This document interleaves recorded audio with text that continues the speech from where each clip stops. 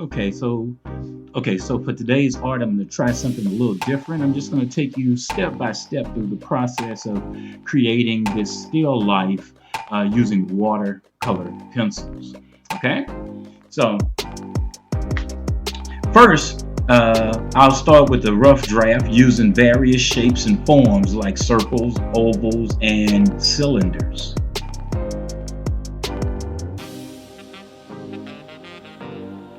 Next, I'll create a line drawing that sort of outlines the overall composition to give me a good idea of putting everything in place and having everything proportionately right.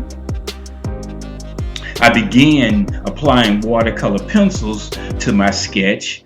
I create contrast by adding shadows to get a better idea of the overall composition.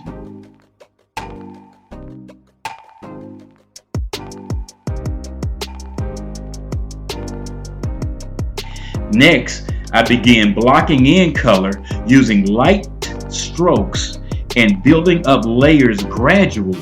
Now, don't be afraid to experiment with various colors. Don't be afraid to layer your colors and things like that. It's all fun.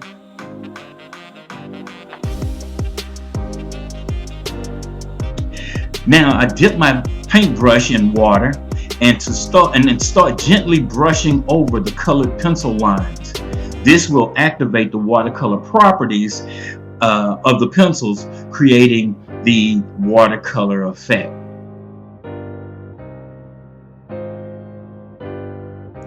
Allow the first layer to dry before adding additional layers. This allows you to build up depth and intensity in your colors. And then once the initial layers are dry, you can add finer details using sharpened watercolor pencils or a Prismacolor colorless blender. Now pay attention to your shadows, highlights, and any other little intricate detail. And then after that, there you have it, a finished piece.